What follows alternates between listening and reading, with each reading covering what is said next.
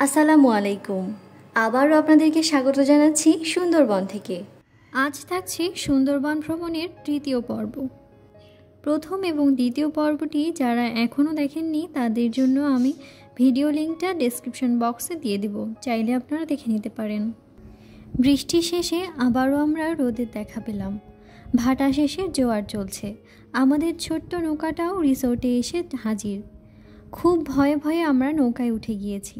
চলেছি সুন্দরবনের গহীনে। সুন্দরবনের মাঝখান দিয়ে কিছু কিছু জায়গায় খাল রয়েছে। সেই খালগুলোতেই নৌকা নিয়ে সুন্দরবনের ভেতরে প্রবেশ করা যায়। ক্যানেল অর্থ হচ্ছে খাল বা নদী বা প্রণালী, আর ক্রুজ অর্থ হচ্ছে পানিতে ব্যবহৃত ভ্রমণের জন্য বাহন। অর্থাৎ ক্যানেল ক্রুজিং মানে হচ্ছে ছোটো খাটো নৌকা নিয়ে খাল বা নদীতে ভ্রমণ অথবা ভেসে বেড়ানো। আমরা যাচ্ছি সুন্দরবন ভ্রমণে। গত দুটি পর্বে দেখিয়েছিলাম সুন্দরবনের যাত্রা এবং রিসোর্ট সম্পর্কে। আজ চলুন সুন্দরবনের ভেতরে প্রবেশ করি। এই খালটা ছিল আমাদের রিসোর্টের সামনের অংশ, তবে সব খালগুলোতে কিন্তু প্রবেশ করা যায় না। এই ভিডিওটি একটু লম্বা। সুন্দরবনের স্বাক্ষর হিসেবে যে দৃশ্যটি জনপ্রিয় তার প্রথম রূপ দেখতে পেলাম আমরা। আশেপাশে যেদিকে চোখ যাবে চোখে পড়বে শ্বাসমূল ও জঙ্গল জুড়ে গোলপাতা সহ নানা প্রজাতির গাছপালা। প্রথমবারের মতো বনের ভেতরে প্রবেশ করছি। পুরো বিষয়টা রোমাঞ্চকর লাগছে। এক এক পর্যটকের কাছে এক এক জায়গা সুন্দর লাগলেও আমার কাছে কিন্তু এই জায়গাটা ভীষণ ভালো লেগেছে। আমাদের মতো অনেকেই ভেসে ভেসে সুন্দরবনের ভেতরের সৌন্দর্য উপভোগ করছে। যত ভেতরের দিকে প্রবেশ করছিলাম ততটাই গা ছমছম করছিল। এই বুঝেই বাঘ এলো। আর গাছে গাছে বানরের দেখা তো পাবেনি। ওরা আমাদের দেখে এগিয়ে আসছিল খাবারের জন্য। কি বিশাল বিশাল গাছ! জোয়ারের কারণে পানির নিচে চলে গেছে। আর এই সব গাছেই নাকি বিভিন্ন রকমের সাপ ঝুলে থাকে। সুন্দরবনকে জালের মতো জড়িয়ে রয়েছে স্রোতধারা, কাদাচর এবং ম্যানগ্রোভ বনভূমির লবণাক্ততা সহ ক্ষুদ্রায়তন দ্বীপমালা। এর ভেতরে রয়েছে নদীনালা, খাড়ি, বিল এবং জনাকীর্ণ অঞ্চল। এই পথগুলো কিছুটা বিপজ্জনক হলেও আমাদের কিন্তু বেশ ভালোই লাগছে। বনভূমিটি স্বনামে বিখ্যাত রয়্যাল বেঙ্গল টাইগার, এছাড়া নানান ধরনের পাখি, চিত্রা হরিণ, কুমির ও সাপসহ অসংখ্য প্রজাতির প্রাণীর আবাসস্থল। সুন্দরবন পৃথিবীর সবচেয়ে বড় ম্যানগ্রোভ বন বা লবণাক্ত বনাঞ্চল। সুন্দরবনের মোট আয়তন প্রায় 10,000 বর্গ কিলোমিটার। সুন্দরবন হল বঙ্গোপসাগর উপকূলীয় অঞ্চলে অবস্থিত একটি প্রশস্ত বনভূমি, যা বিশ্বের প্রাকৃতিক বিস্ময়াবলীর অন্যতম। সুন্দরবনের 66% রয়েছে বাংলাদেশে এবং প্রায় 34% রয়েছে ভারতের মধ্যে। শুনেছি রাতের বেলা ঘন বনের ভেতর নাকি বাঘের বিচরণ বেশি। অনেক সময় সকালবেলা রোদ পোহাতে তারা নদী বা সমুদ্রের পাড়ে ভিড়ে। আমরাও কিন্তু অন্যদের মতো একরাশ আশা নিয়ে এই পথ ধরে এগিয়ে চলেছি। সবারই চোখ কান খোলা, যদি দেখা মিলে সেই কাঙ্ক্ষিত ডোরাকাটা বিড়ালের। অবশ্য মানুষ দেখলে তারা দেখা দিতে চায় না। যাই হোক, ভেসে ভেসে এগিয়ে চলেছি, ভিডিও করছি, মন মতো ছবিও তুলছি। তবে মনের ভিতরে আকাঙ্ক্ষা এবং ভয় কিন্তু আছেই।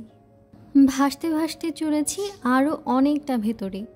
ওনারা বলছিলেন যে একটা উটকো গন্ধ পাবেন, তখন বুঝবেন যে আশেপাশে বাঘ আছে। নিশ্চুপ থাকলে দেখতেও পাবেন। আমি অবশ্য তেমনই গন্ধ পেয়েছিলাম, ঠিক পচা মাংসের মতো। কিন্তু বাঘের দেখা পাওয়া কি এতই সহজ? তবে যতক্ষণ ছিলাম গা কিন্তু ছমছম করছিল ভয়ে। তবে এই নৌকায় ভেসে বেড়ানোটা ভীষণ এনজয় করছিলাম। পাখির ডাক, পানির আওয়াজটা তো বেশ ভালো লাগছিল কানে। আমরা প্রায় 1 থেকে 1.5 ঘন্টা এভাবেই ভেসেছিলাম। আমার তো দারুণ লেগেছিল। আপনারা কেউ আসলে অবশ্যই ক্যানেল ক্রুজিংটা লিস্টে রাখবেন কিন্তু। সুন্দরবনের ভেতরে গেলে যে গাছগুলো আপনি দেখতে পাবেন তা হলো সুন্দরী, গোলপাতা, বেত, গেওয়া, ঝামটি কেওড়া, এক কথায় যেদিকে দুচোখ যায় সবুজ আর সবুজ, অসাধারণ অনুভূতি। আমাদের নৌকায় যারা ছিলেন তারা আমাদের চিনিয়ে দিচ্ছিলেন যে কোনটা কোন গাছ। আমি জানি না এখন পর্যন্ত আপনারা আমার ভিডিওটি দেখছেন কি না। যদি ভিডিওটি দেখে থাকেন তাহলে অবশ্যই লাইক, কমেন্ট এবং শেয়ার করতে ভুলবেন না। আর যদি আমার ভিডিওটি ভালো লেগে যায় তাহলে অবশ্যই চ্যানেলটি সাবস্ক্রাইব করে দিবেন। আপনারা যারা আমার ফেসবুক পেজ শিল্পমেলা থেকে ভিডিওটি দেখছেন তাদেরকে জানাই অসংখ্য ধন্যবাদ। চাইলে আপনারা পেজটিকে ফলো করে দিতে পারেন। একেবারে নিরিবিলি পরিবেশ এবং প্রকৃতির ঘ্রাণ যাকে বলে নিয়ে এগিয়ে চলেছি। প্রকৃতির নীরবতা, পাখির ডাক এবং পশু পাখির অবাধ বিচরণ। বিশাল বিশাল গাছ, শেকড়গুলো বেশ ছড়ানো। কোন গাছ কোন দিকে গেছে বোঝাই মুশকিল, এক কথায় অসাধারণ। আমাদের রিসোর্ট থেকেই কিন্তু ক্যানেল ক্রুজিংয়ের ব্যবস্থা করে দিয়েছিল। আর এটাতে আমাদের কতটা খরচ পড়েছে তার বিস্তারিত আমি ডেসক্রিপশন বক্সে দিয়ে দিব। এভাবেই ক্যানেল ক্রুজিং উপভোগ করছিলাম সমুদ্র মিশ্রিত নদীতে। মনে হচ্ছিল সুন্দরবনের সৌন্দর্য আনাই আনাই উসুল করে নিচ্ছিলাম। আমাদের বাংলাদেশটা কত সুন্দর, তাই না?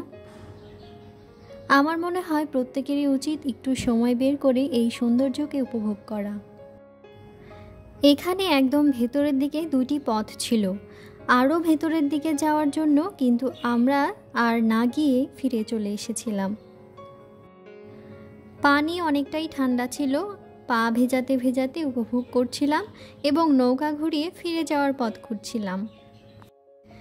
একদম ভেতরের দিকে রয়েছে পশু পাখির অবাধ বিচরণ। আর আমরা যে অংশ দিয়ে চলেছি সেটা ছিল একদম জোয়ারের সময়, প্রচুর পরিমাণে পানি ছিল, গাছপালাগুলো অনেকটাই ডুবেছিল এবং ভাটার সময় এখানে প্রায় বলতে গেলে কাদাই দেখা যায়।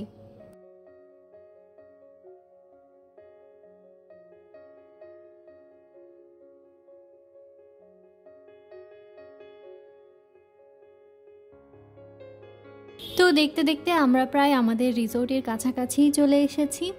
এখন আমরা রিসোর্টের সামনের যে অংশটা সেই অংশটা আমরা এখন নৌকায় করে ঘুরবো। তো এখানে আসার পর আমরা বাঘ দেখতে না পেলেও কুমিরের কিন্তু দেখা পেয়েছিলাম। তবে ভাগ্য খারাপ হলে যা হয়, আমার ক্যামেরা আসলে ওই সময় ওপেন ছিল না, সেই জন্য ওই ক্লিপটা আমি নিতে পারিনি।